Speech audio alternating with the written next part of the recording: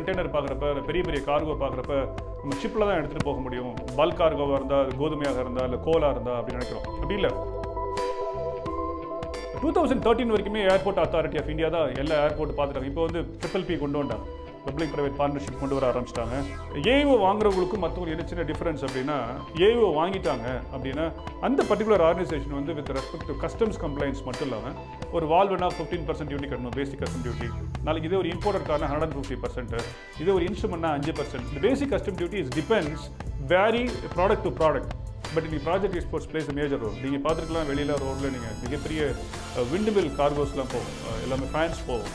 இந்த பேண்டமிக்கில் டெஃபினட்டாக வந்து ஏர்லைன்ஸில் முக்கியமாக இந்த பேசஞ்சர் டிராஃபிக் அப்படிங்கிறது ரொம்ப அடி வாங்கியிருக்கு. கார்கோ பொறுத்த வரைக்கும் ரொம்ப ஃபாஸ்ட்டாக இம்ப்ரூவ் ஆகிருக்கு. ஏன் கார்கோ இம்ப்ரூவ் ஆகிருக்கு அப்படின்னா, எல்லாருக்கும் சி போர்ட்டுக்கான வழிகள் ரொம்ப ட்ராப் ஆனதுனால airport plays major role and air cargos are playing major role the present industry scenario.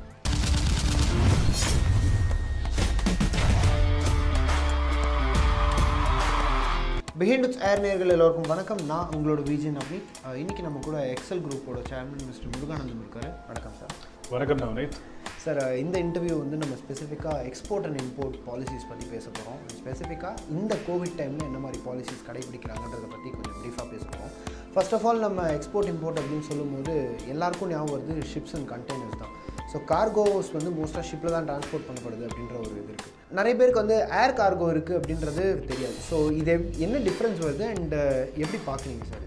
எல்லாருக்குமே ஒரு சின்ன ஒரு பிம்பம் இருக்குது, என்னென்னா எக்ஸ்போர்ட்ஸ் அப்படின்னாலே ஷிப்பில் தான் போகணும் அப்படிங்கிற ஒரு பிம்பம் இருக்குது. பட் இந்த COVID-19 டைமில் என்ன ஆயிடுச்சு அப்படின்னா, கம்பேர் டு சி ஏர்போர்ட் வந்து ஹால்ட் ஆகாமல் ஏர் கார்கோவில் ரன் பண்ண ஆரம்பித்தாங்க. அப்போ அந்த ஏர் கார்கோங்கிறது எவ்வளோ இம்பார்ட்டன்ட் அப்படிங்கிற ஒரு விஷயத்தை வந்து திங்க் பண்ணி பார்க்குறப்ப இந்தியாவில் அதோடைய இம்பார்ட்டன்ஸ் ரொம்ப கூடவே இருக்குது. இன்டர்நேஷ்னல் ட்ரேட்லேயும் அந்த ஏர் கார்கோங்கிறது ரொம்ப இம்பார்ட்டண்ட்டாக இருக்குது. என்ன நினச்சோம் அப்படின்னா, அது சும்மா அப்படி மேலே பறக்கிறதுனால அந்த ஃப்ளைட்டில் நம்ம அதிகமாக கார்கோஸ் எடுத்துகிட்டு போக முடியாது அப்படின்னு நினைக்கிறோம். But today the importance of entire industry depends on air cargo. Most of the times இந்த ப்ரெஸ்ஸிங் இஷ்யூஸில் ரொம்ப முக்கியமான டைமில் அப்படிலாம் இன்றைக்கி பார்த்தீங்க அப்படின்னா ஏர் கார்கோ தான் ரொம்ப ஹெல்ப்ஃபுல்லாகவே இருக்கும் எனி ப்ராஜெக்ட் கம்ப்ளீஷன்ஸ்க்கு.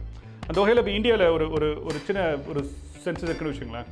இந்தியாவில் த பெஸ்ட் 4 ஏர்போர்ட் அப்படின்னு பார்க்க போனால், the first and foremost airport வந்து இந்திரா காந்தியோட international airport and Delhi, and second வந்து Chhatrapati Shivaji terminal Mumbai, and third வந்து நம்மளுடைய சென்னை டெர்மினல், ஃபோர்த் வந்து கேம்பகோடா பெங்களூர் ஏர்போர்ட். இந்த 4 ஏர்போர்ட்ஸ் தான் மோஸ்ட் இம்பார்ட்டன்ட் ஏர்போர்ட்ஸ். மேபி நம்மள்கிட்ட வந்து 137க்கு மேலே ஏர்போர்ட்ஸ் இருக்குது, 23 இன்டர்நேஷ்னல் ஏர்போர்ட்ஸ் இருக்குது. அந்த இந்த 23 இன்டர்நேஷ்னல் ஏர்போர்ட்லேயுமே ஒரு 10 ஏர்போர்ட்ஸ் பற்றி பேசுகிறப்போ ஒரு 3 ஏர்போர்ட் கூட I want to give an idea. Indira Gandhi international airport பொறுத்த வரைக்கும் 955,000 மெட்ரிக் டன் நம்ம ஹேண்டில் பண்ணுறோம். இந்த ஃபினான்ஷியல் இயர் 2020 ஹேண்டில் பண்ணிருக்கோம். அண்ட் மும்பை டெர்மினல் பொறுத்த வரைக்கும் 863,000 metric ton. And Chennai international ஏர்போர்ட்டில் 355,000 மெட்ரிக் டன். அண்ட் கேம்பகோடாவில் பொறுத்த வரைக்கும் தட்ஸ் கால் பெங்களூரில் 374,000 மெட்ரிக் டன். இது மூணுமே கிட்டத்தட்ட ஆல்மோஸ்ட் ஒரு 60% மேலே கான்ட்ரிபியூட் பண்ணுற ஒரு முக்கியமான 4 ஏர்போர்ட். ஸோ ஏன் இந்த ஏர்போர்ட் ரொம்ப இம்பார்ட்டண்ட்டாக எடுத்துக்கிறோம் அப்படின்னா, இன் ஜென்ரல் நமக்கு என்ன தோணுது அப்படின்னா, பொதுவாகவே கண்டெய்னர் பார்க்குறப்ப, பெரிய பெரிய கார்கோ பார்க்குறப்ப நம்ம ஷிப்பில் தான் எடுத்துகிட்டு போக முடியும். பல்க் கார்கோவாக இருந்தால், அது கோதுமையாக இருந்தால், இல்லை கோலாக இருந்தால் அப்படின்னு நினைக்கிறோம். அப்படி இல்லை. அதை தாண்டி ஏர்போர்ட்டில் நீங்கள் மோஸ்ட் இம்பார்ட்டண்ட் நெசசிட்டி நினைக்கிற கார்கோஸில் சில கார்கோஸில் ரொம்ப இம்பார்ட்டண்ட்டாகவே தோணுது. என்ன மாதிரியான கார்கோ அது இம்பார்ட்டண்ட்டாக இருக்குது அப்படின்னா, நீங்கள் any food cargos, any pharmaceutical cargo, இல்லைனா வந்துட்டு gem and jewellery cargos, important related engineering small cargos, IT ரிலேட்டடான கார்கோ. அப்போ எது மாதிரியான கார்கோவும் வந்து நம்ம வந்துட்டு ஏரில் கொண்டு வர முடியும் அப்படிங்கிற ஒரு எண்ணத்தை கொண்டு வந்தது காரணம் என்னென்னா, ஏர்போர்ட்டோட ரிலேட்டட் பாயிண்ட்ஸ் தான். இப்போ மிக முக்கியமாக அந்த ஃபஸ்ட்டு ஏஇஓங்கிறது authorised economic operator. Indira Gandhi international airport டெல்லியில் வந்து அது வாங்கியிருக்காங்க, அக்ரெடிஷன்ஸ் வாங்கியிருக்காங்க. 2013 வரைக்குமே ஏர்போர்ட் அத்தாரிட்டி ஆஃப் இந்தியா தான் எல்லா ஏர்போர்ட் பார்த்துட்டாங்க. இப்போ வந்து PPP கொண்டு வந்தாங்க, பப்ளிக் ப்ரைவேட் பார்ட்னர்ஷிப் கொண்டு வர ஆரம்பிச்சிட்டாங்க. போர்ட் லிபரலைசேஷன் பொறுத்த வரைக்கும் ப்ரைவேட் செக்டர் உள்ளார வந்த பிறகு இன்னும் கொஞ்சம் ஃபாஸ்ட்டாக க்ரோ ஆகுது அப்படிங்கிற ஒரு எண்ணம் இருக்குது. மேஜராகவே நம்மளுடைய ப்ரைவேட் செக்டரில் வந்து GMRO இல்லை GVKO இல்லை சீமென்ஸோ LNTO they are contributing more.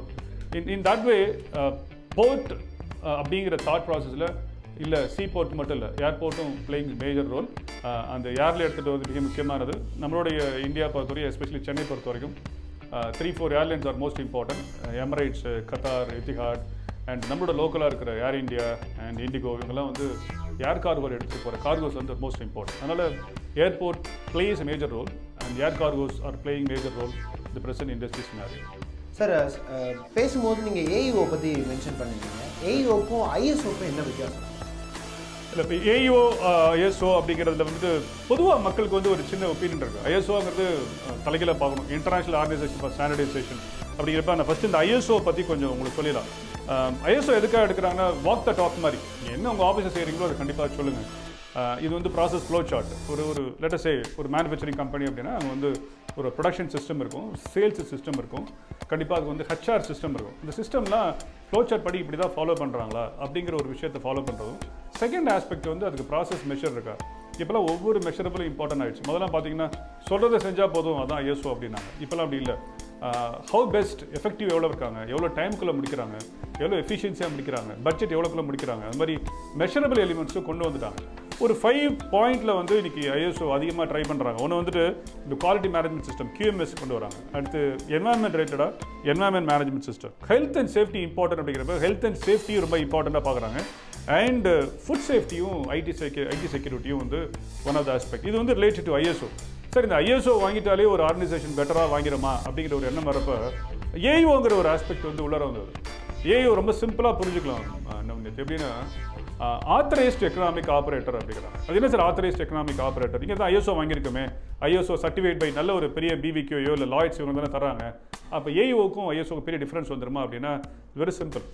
இந்த வேர்ல்டு கஸ்டம்ஸ் ஆர்கனைசேஷன் ஒரு ஸ்டாண்டர்ட் கொடுக்குறாங்க.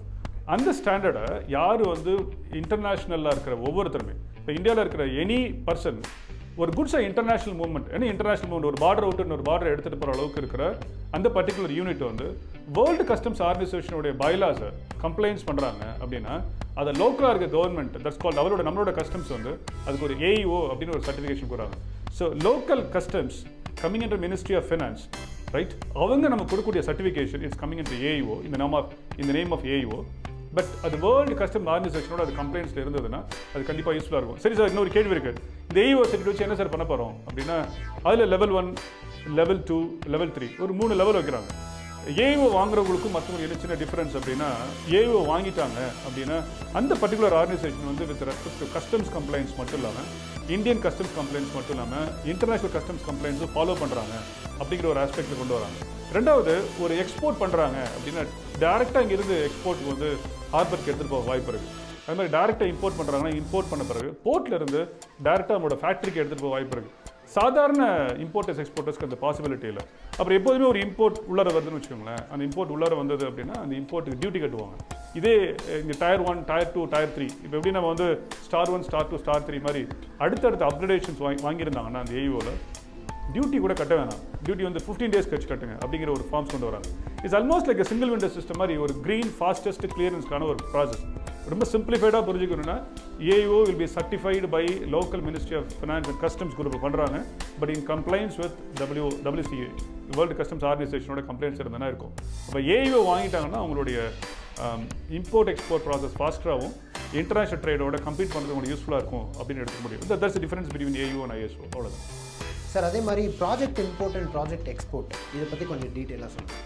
இல்லை, ப்ராஜெக்ட் இம்போர்ட்ஸ் அண்ட் ப்ராஜெக்ட் எக்ஸ்போர்ட்ஸ்னால் இப்போ நம்ம ஒரு சின்ன எக்ஸாம்பிள் வச்சுக்கணும். இப்போ இந்த ஒரு எனி ப்ராடக்ட்டுங்க வேர்ல்டு கஸ்டம்ஸ் ஆர்கனைசேஷன் என்ன பண்ணுறான், ITC-HS கோடுங்கிறான், இன்டர்நேஷனல் டாரிஃப் கோட் அப்படின்னு. நம்ம இந்தியாவில் மட்டும் இல்லை, வேர்ல்டு கிடைக்கிற எல்லா ப்ராடக்ட்டுக்கும் ஒரே மாதிரி HS கோடு தான். நீங்கள் வச்சுக்கிற கேமராக்கு இங்கே என்ன நம்பர் சொல்கிறீங்களோ அதே நம்பர் தான் யூஎஸ்லேயும். அப்போ எல்லா ப்ராடக்ட்டுக்குமே ஒரு நம்பர் அரைவ் பண்ணி முடிச்சிடறாங்க. அந்த ப்ராடக்ட் அரைவ் பண்ணி முடிக்கிறப்ப ஒவ்வொரு ப்ராடக்ட்டும் ஒரு நம்பர் கொடுத்து ஒவ்வொரு ப்ராடக்ட்டும் இவ்வளோ டியூட்டி கட்டணும்னு சொல்கிறாங்க. ஒரு வால்வுனா 15% டியூட்டி கட்டணும், பேசிக் கஸ்டம் டியூட்டி. நாளைக்கு இதே ஒரு இம்போர்ட்டர் கார்னா 150%, இதே ஒரு இன்ஸ்ட்ருமெண்ட்னா 5%. இந்த basic custom duty is depends vary product to product. அப்போ எங்கே சார் ப்ராஜெக்ட் இம்போர்ட் அது யூஸ்ஃபுல்லாக இருக்குது அப்படின்னா ஒரு ப்ராஜெக்ட் இம்போர்ட் எடுத்துகிட்டு வரப்போ ஒரு முக்கியமான ஒரு 4 செக்டாருக்கு வந்து ப்ராஜெக்ட் இம்போர்ட் ரொம்ப யூஸ்ஃபுல்லாக இருக்குது. Irrigation plant, industrial plant, power project, இது மாதிரி எந்தெந்த ப்ராஜெக்ட்ஸ் எடுத்துகிட்டு வராங்களோ அந்த ப்ராஜெக்ட்டுக்கெலாம் சிங்கிள் விண்டோ கிளியரன்ஸ் மாதிரி எடுத்துகிட்டு வராங்க. என்ன சார் சிங்கிள் விண்டோ கிளியரன்ஸ்?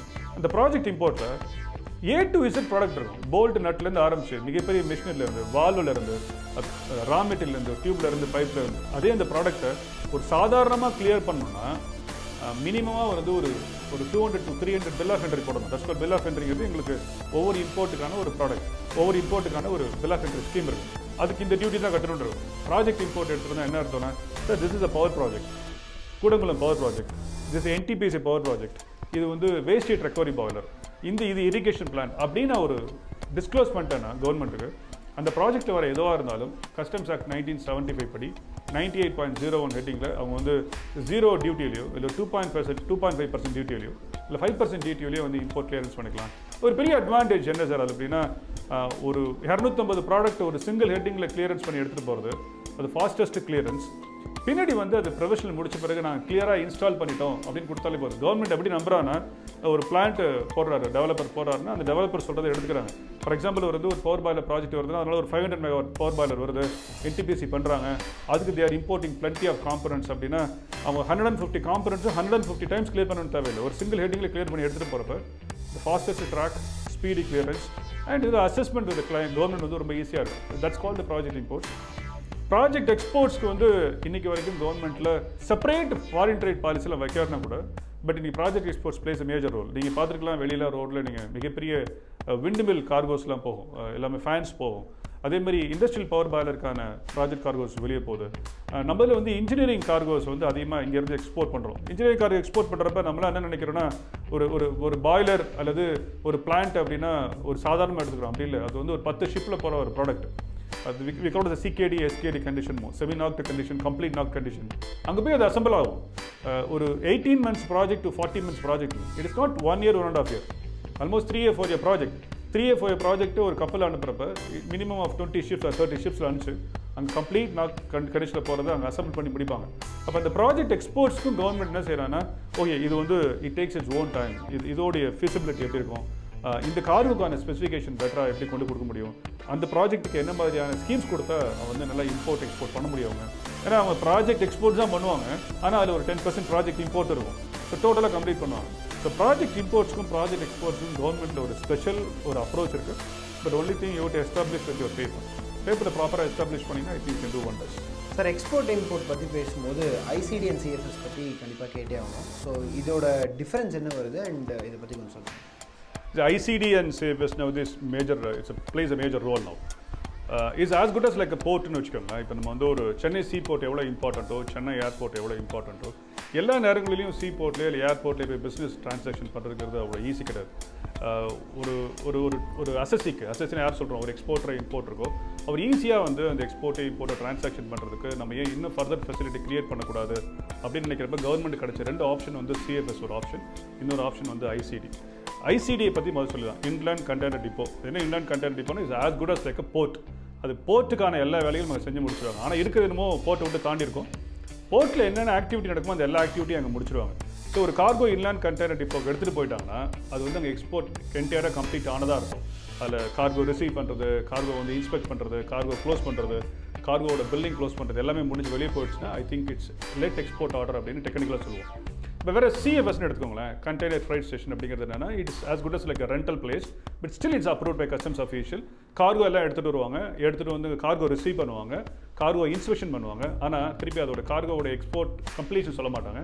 அந்த கார்கோ போய் எப்போ சென்னை ஏர்போர்ட்டில் ஏறுதோ இல்லை சென்னையில் எப்போ சீபோர்ட்டில் போய் ஏறுதோ அப்போ தான் அதோட கார்கோவோட என்டையர் ப்ராசஸ் முடிஞ்சதாக சொல்ல வாய்ப்பு இருக்குது.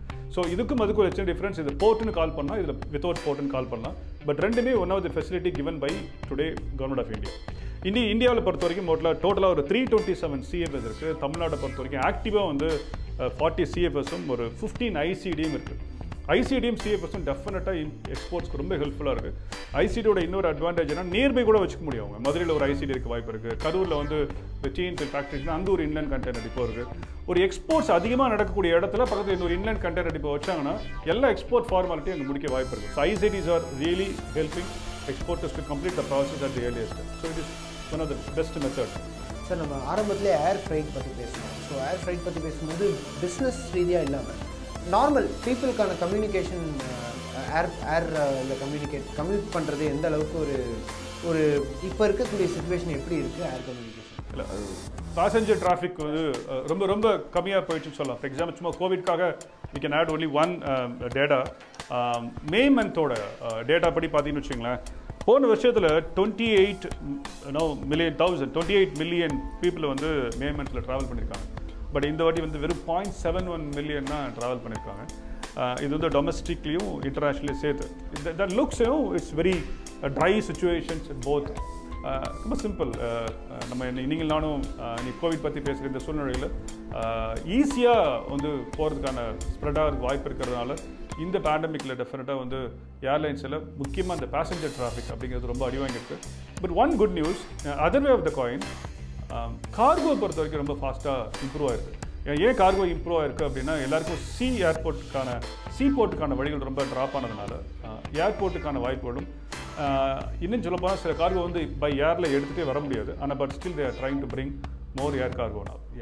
இப்போ இருக்கக்கூடிய இந்த கோவிட் சுச்சுவேஷனில் ஏர் கார்கோஸ் அண்ட் ஷிப் கார்கோஸ் என்ன ஸ்டேட்டஸில் இருக்குது அண்ட் இப்போது வீழ்ச்சி அடைஞ்சிருக்கு அப்படின்ற மாதிரி ஒரு ஸ்டாட்டிஸ்டிக் சொல்லுது. ஸோ இதுலேருந்து எப்போ மீண்டு வருவோம் சார்? ஒன்று வந்து கம்பல்சரியாக உங்களுக்கு தெரியும், all are dip, there is no doubt. எக்ஸ்போர்ட்ஸில் இம்போர்ட்ஸில் ரெண்டுலேயுமே டிப் இருக்கும். நீங்கள் கேட்குற உங்களுடைய கேள்விக்கான ஸ்ட்ரைட் பதில் த்ரூ சி த்ரூ ஏர் அப்படின்னு பார்க்குறப்ப த்ரூ சி டெஃபினட்டாக தெர் வாஸ் அ டவுன். உங்களுக்கு தெரியும் மெஜாரிட்டி ஆஃப் த இம்போர்ட்ஸ் வந்து நம்ம சைனாவிலேருந்தும் யூரோப்லேருந்தும் வெஸ்டர்ன் கண்ட்ரீஸில் எடுக்கிறப்ப சைனாவில் வர கார்கோக்கெலாம் டபுள் எக்ஸாமினேஷனில் போக ஆரம்பிச்சிட்டாங்க. அங்கேருந்து நம்ம வந்து எல்சி கொடுக்குறது, பேமெண்ட் வாங்குறது எல்லாமே வந்து now it's getting delayed.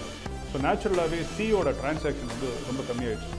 But at least ஒரு சின்ன ஒரு குட் நியூஸ்னு சொல்ல போனால் என்னென்னா ஏர் கார்கோ இன்னும் still they are working on it. They are working with live animals, food, pharmacy எல்லாமே அதில் இன்னும் ஃபாஸ்ட்டாக போயிட்டுருக்கு. இன்னும் சொல்ல போனால் அது கொஞ்சம் ஆக்டிவேட்டும் பண்ணுறாங்க. இப்போ நவடேஸ் ஈவன் எக்ஸ்போர்ட்டர்ஸ்லாம் அதுக்கு கொஞ்சம் டியூன் ஆகிறாங்க. அதுக்கான கார்கோ எப்படி அனுப்ப முடியும், அதுக்கான பாலட்டிங் எப்படி பண்ண முடியும் அப்படின்னு பார்க்குறாங்க. Considerably air cargo is increasing because of Covid and over the period of டைம்ங்கிறது என்னுடைய பர்சனல் ஒப்பீனியனில் another 3 months I think both will be streamlined. Then naturally it will have pick up now. So இந்த நிகழ்வு மூலமாக Behind Woods once again I want to give a big thanks to you because the EXIM-ஓட awareness sectionல first time வந்துட்டு ABCR exports, second time SCZ, இப்போ வந்து most important activity project imports, export, ICD, AEO, we covered everything. Maybe the next time வாய்ப்பு இருந்தது அப்படின்னா லாஜிஸ்டிக்ஸில் இருக்கிறதுனால ரயில் எக்ஸ்போர்ட்னு ட்ரெயினில் கூட export பண்ணுறோம். அது ரொம்ப யூஸ்ஃபுல்லாக இருக்குது. அடுத்து வந்து ரோட்டில் எப்படி எக்ஸ்போர்ட்ஸ் எடுத்துகிட்டு போகிறாங்க, தென் ஃபாரின் ட்ரேட் பாலிசி எப்படி இருக்குது அப்படிங்கிறத பற்றி கண்டிப்பாக நெக்ஸ்ட் செஷனில் கண்டிப்பாக பார்ப்போம். Once again thanks to Behind Woods and of course my friend Navneet too. Thank you.